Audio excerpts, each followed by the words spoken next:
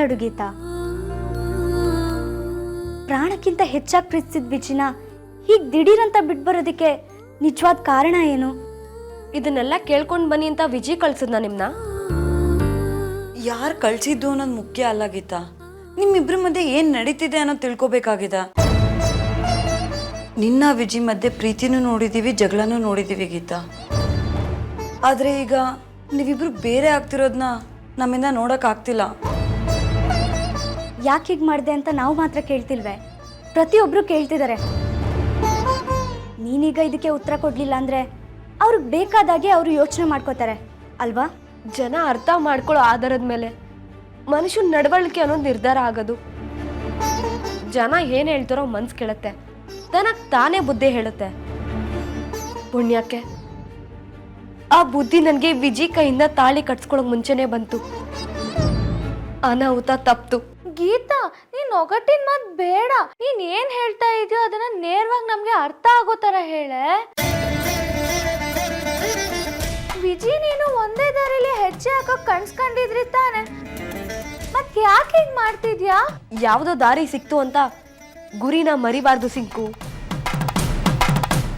ಗುರಿ ತಲುಪಿದಾಯ್ತು ಅಂತ ದಾರಿನೂ ಬದಲಾಯಿಸಬಾರ್ದು. ಇದನ್ನ ನಿಮ್ಗೆ ಅರ್ಥ ಮಾಡ್ಸೋಕ್ಕಾಗಲ್ಲ. ಯಾಕಂದ್ರೆ ನನ್ನ ದೃಷ್ಟಿಲಿ ನೀವು ನನ್ನ ಜೀವನನ ನೋಡಕ್ ಸಾಧ್ಯನೇ ಇಲ್ಲ. ಪಾಪ ಕಣೆ, ವಿಜಯ್ ನಿನ್ಗೋಸ್ಕರ ಕಾಯ್ತಾ ಇದ್ದಾನೆ.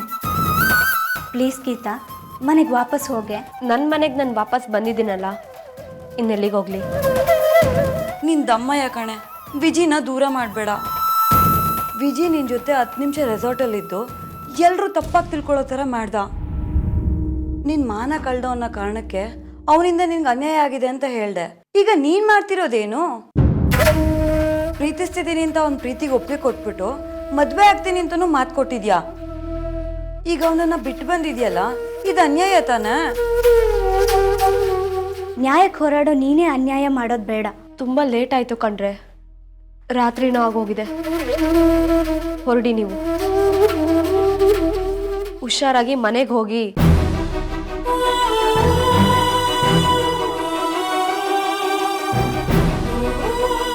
ನಿಮಗೆ ಹೇಳಿದ್ದು ಬನ್ನಿ, ಊಟ ಮಾಡೋಣ ಬನ್ನಿ.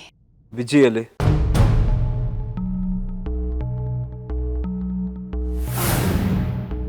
ಅವನಿಗೆ ಹಸುವಿಲ್ವಂತೆ. ಗೀತಾ,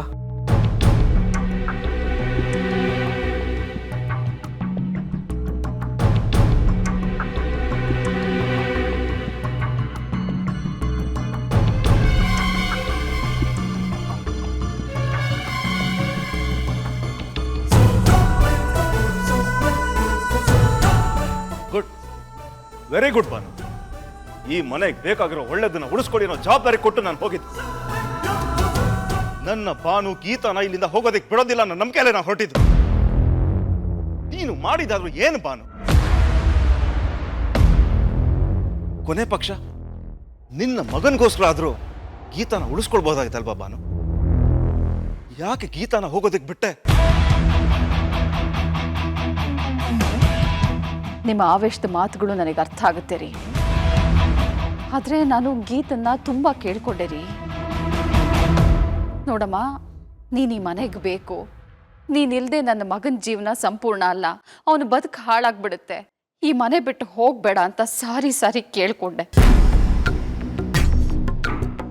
ಆದರೆ ಅವಳು ನನ್ನ ಮಾತನ್ನ ಕಿವಿಗೆ ಹಾಕ್ಕೊಳ್ಳಿಲ್ಲ ರೀ. ಬರೀ ಕೇಳ್ಕೊಳ್ಳೋದಲ್ಲ ಬಾಬಾಜಿ, ತಂಗಿ ಅವಳು ಕಾಲು ಹಿಡ್ಕೊಳ್ಳೋದಕ್ಕೆ ಹೋದ್ಲು. ಆದ್ರೆ ಅವಳು ನನ್ನ ತಂಗಿ ಕೈನ ಒದರ್ಬಿಟ್ಟು ಹೊರಟೆ ಹೋದ್ಲು.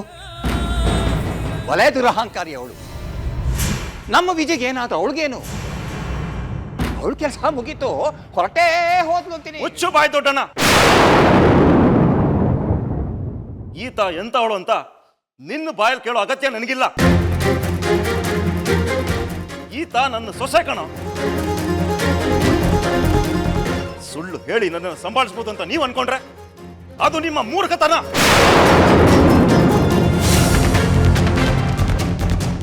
ನಾವು ಸುಳ್ಳು ಹೇಳ್ತಾ ಇದ್ದೀವ? ನಮಗೆ ಹೇಗೆ ಗೀತಾ ಈ ಮನೇಲಿರಬೇಕು ಅನ್ನೋದಿದೆಯೋ ಅದೇ ರೀತಿ ಗೀತಾಗೂ ಈ ಮನೇಲಿರಬೇಕು ಅನ್ನೋ ಮನ್ಸಿರ್ಬೇಕಲ್ವಾ? ಆದ್ರೆ ಅವಳಿಗೆ ಈ ಮನೇಲಿರೋದಕ್ಕೆ ಮನ್ಸೇ ಇಲ್ಲ ರೀ. ನಾವಾದ್ರೂ ಏನ್ ಮಾಡೋದಕ್ಕಾಗುತ್ತೆ ಹೇಳಿ?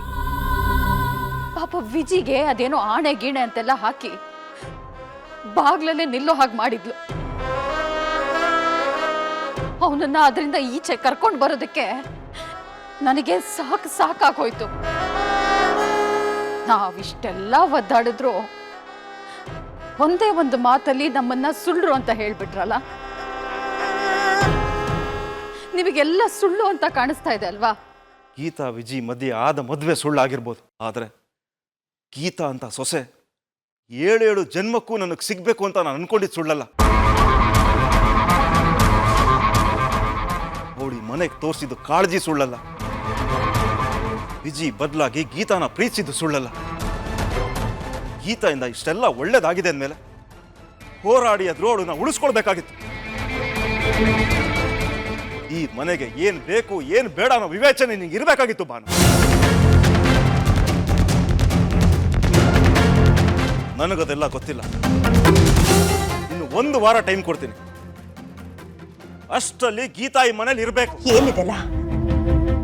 ಅವರು ನಿನ್ನ ಹತ್ರ ಏನೋ ಹೇಳು ಅಂತ ಇದ್ರು. ಆ ವಿಷಯ ಏನು? ನನ್ನಿಂದ ಇನ್ನಾಗಲ್ಲ. ಏನಾಯ್ತು ಅಂತ ಹೇಳೆ. ನೀನು ಗಂಡ ಅಂತ ನೀವ್ ಯಾರು ಅನ್ಕೊಂಡಿದ್ದೀರೋ ಅವನು ನಾನು ಬಿಟ್ಟು ಬಂದ್ಬಿಟ್ಟೆ ಅಮ್ಮ. ಗೀತಾ, ಬಾಗಿಲು ತೆಗಿ, ಬಾಗಿಲು ತೆಗಿ ಗೀತಾ. ದೇವ್ರೆ, ನಾನು ಏನೇನು ಕೇಳ್ತಾ ಇದ್ದೀನಿ. ಗೀತಾ, ಪುಟ ಬಾಗಿಲು ತೆಗಿಯಮ್ಮ. ಗೀತಾ, ಬಾಗಿಲು ತೆಗಿ.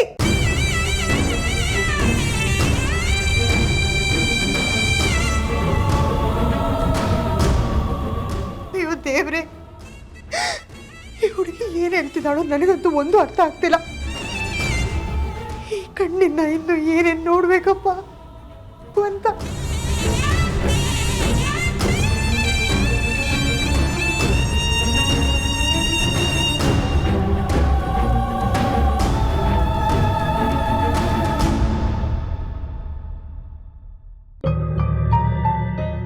ಸುಧಾ, ಯಾಕೆ ನಮಗ್ ತುಂಬಾ ಇಷ್ಟ ಆದವರು ನಮ್ಮನ್ನ ಬೇಗ ಬಿಟ್ಟು ಹೋಗ್ಬಿಡ್ತಾರೆ. ನೀ ನನ್ನ ಬಿಟ್ಟು ಹೋದಾಗ ನಾನು ಯಾವ ಸ್ಥಿತಿಯಲ್ಲಿ ಇದ್ನೋ ಈಗ ನನ್ನ ಮಗ ಕೂಡ ಅದೇ ಸ್ಥಿತಿಯಲ್ಲಿದ್ದಾನೆ.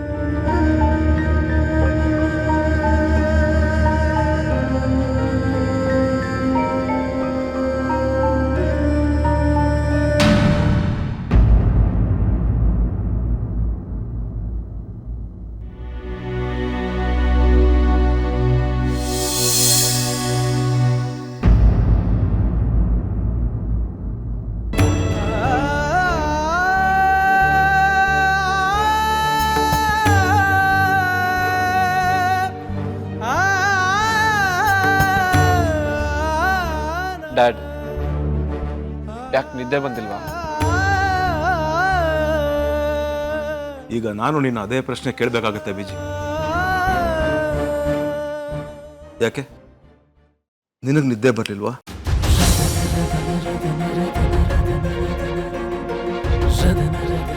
ನಿದ್ದೆ ಮಾಡೋಕ್ಕೆ ಒಂದು ನೆಮ್ಮದಿ ಅನ್ನೋದು ಬೇಕಲ್ಲಪ್ಪ. ನನ್ನ ನೆಮ್ಮದಿ ಹೊರಟೋಗಿದೆ. ನೋವು ಕಣ್ಮುಚ್ಚಕ್ಕೆ ಬಿಡ್ತಿಲ್ಲಪ್ಪ. ಮತ್ತೆ ಹೇಗೆ ಮಲಗಲಿ? ನಿನ್ನೆ ತನಕ ಕನ್ಸು ಕಾಣ್ತಾ ನಿದ್ದೆ ಮಾಡ್ತಿರ್ಲಿಲ್ಲ. ಇವತ್ತು ಕನಸೇ ಇಲ್ಲ.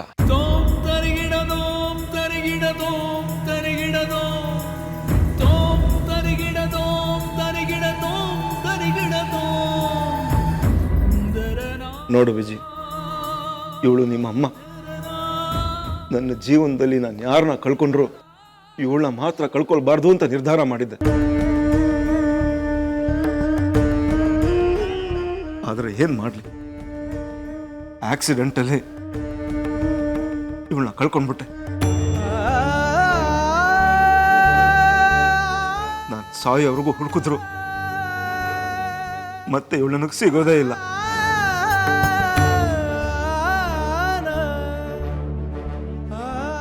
ನೋಡು ವಿಜಿ, ಸಿಗದೆ ಇರೋರನ್ನ ಹುಡುಕಿ ಪ್ರಯೋಜನ ಇಲ್ಲ. ಆದರೆ ಸಿಗೋರ್ನ ಮಾತ್ರ ಯಾವತ್ತೂ ಕಳ್ಕೊಳ್ಬಾರ್ದು. ನೀನು ಪ್ರಯತ್ನ ಪಟ್ಟರೆ ಅವಳು ಸಿಕ್ಕೇ ಸಿಗ್ತಾಳೆ. ಕಳ್ಕೋಬೇಡ ವಿಜಿ. ಗೀತಾನ ಮಾತ್ರ ಕಳ್ಕೊಳ್ಬೇಡ ವಿಜಯ್. ಇಲ್ಲ, ಗೀತಾ ನನ್ನಿಂದ ದೂರ ಹೋಗೋಕ್ಕೆ ಸಾಧ್ಯನೇ ಇಲ್ಲ, ಸಾಧ್ಯನೇ ಇಲ್ಲ. ಅಯ್ಯೋ ಅಯ್ಯೋ ಅಯ್ಯೋ, ಅಲ್ಲ ಕಣೆ, ನೆಂದೂರ್ ಮಂದಲ್ಲಿಂದ ಹಾಗೆ ಮಗಳು ಮನೆಗೆ ಬಂದ್ಬಿಟ್ಟಿದ್ದಾಳಲ್ಲೇ, ಒಂದು ಫೋನ್ ಮಾಡಬಾರ್ದಾನೆ ಸುಶೀಲ? ಫೋನ್ ಮಾಡಿದ್ದಿದ್ರೆ ಓಡೋಡ್ ಬರ್ತಾ ಇದ್ದೆ. ಛೇ, ದಿನ ಬೇಗ ಬರೋ ಇವತ್ತೇ ಲೇಟಾಗಿ ಬರ್ಬೇಕಾ? ಅಲ್ವೇ, ಮನೆಗೆ ಬಂದ ಮಗಳು ಅಪ್ಪನ ಮುಖ ನೋಡ್ದೆ ಹೇಗೆ ಮಲಗಿದಾಳೆ. ನಾನು ಅವಳ ಎಬ್ಸಿ ಮಾತಾಡಿಸ್ತೀನಿ. ಅಯ್ಯೋ ಬೇಡ ರೀ, ಅಯ್ಯ, ನನ್ನ ಮಗಳನ್ನ ಮಾತಾಡ್ಸಕ್ ನೀನ್ ಯಾಕೆ ತಡೀತೀಯ? ಸುಮ್ಮನೆ ನನ್ನ ಮಾತು ಕೇಳಿ, ನೀವು ಬನ್ನಿ, ಒಂದು ನಿಮಿಷ ಸರಿ ಮಾತಾಡಿಸ್ತೀನಿ ರೀ, ಒಂದು ನಿಮಿಷ ನನ್ನ ಮಾತು ಬನ್ರಿ.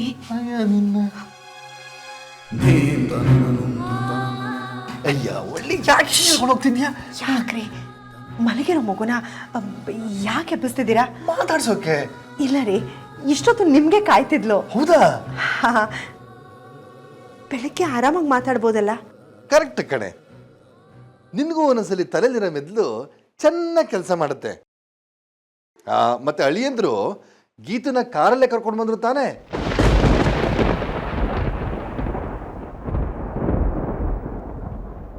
ನೀನು ಅವನ ಒಳಗೆ ಕರೆದು ಕಾಫಿ ಟೀ ಏನಾದ್ರು ಕೊಟ್ಟಿಯೋ ಇಲ್ವೋ? ನಾಳೆ ಬೆಳಿಗ್ಗೆ ಬರ್ತಾರಂತ.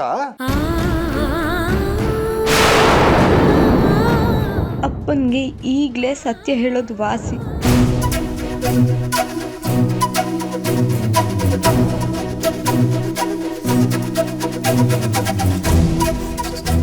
ಏನ್ರಿ ನೀವು ಅಷ್ಟೊತ್ತಿಂದ ಬರೀ ಅಳಿಯಂದ್ರ ಬಗ್ಗೆನೇ ವಿಚಾರಿಸ್ಕೋತಾ ಇದ್ದೀರಾ? ಅಪರೂಪಕ್ಕೆ ಮಗಳ ಮನೆಗೆ ಬಂದಿದ್ದಾಳೆ, ನಿಮಗೆ ಖುಷಿ ಇಲ್ವಾ? ಏನೇ ಹಿಂಗಂದ್ಬಿಟ್ಟೆ? ಖುಷಿಯಾಗಿದೆ ಕಣೆ, ಬಹಳ ಖುಷಿಯಾಗಿದೆ. ಈ ಖುಷಿಗೆ ಯಾವ ಒಟ್ಟು ತಡೆಯಲ್ಲ, ಕೊಚ್ಕೊಂಡು ಹೊರಟೋಗುತ್ತೆ ಕಣೆ. ಮಗಳ ಜೊತೆ ಅಳಿಯಂದ್ರು ಬಂದ್ರೆ ಚೆನ್ನಾಗಿರುತ್ತೆ ಕಣೆ. ಅವಳನ್ನ ಬಿಡಕ್ಕಾದ್ರೂ ಬರಬೇಕು, ಅವಳನ್ನ ಕರ್ಕೊಂಡು ಹೋಗಕ್ಕಾದ್ರೂ ಬರಬೇಕು. ಇಲ್ಲ ಅಂದ್ರೆ ನೋಡೋರ್ಗೆ ಅನುಮಾನ ಬಂದ್ಬಿಡುತ್ತೆ ಕಣೆ. ಅಯ್ಯ, ಜನಗಳ ಕತೆ ಬಿಡೆ, ನಾನೇ ಕೇಳಿಲ್ವೇನೆ ಆ ಪಕ್ಕದ ಮನೆ ಪದ್ಮಕ್ಕನ ಮಗಳು ಮನೆಗೆ ಬಂದಾಗ, ಏನಮ್ಮ ಗಂಡನ್ ಬಿಟ್ಟು ಬಂದಿದ್ದೀಯೋ ಅಂತ.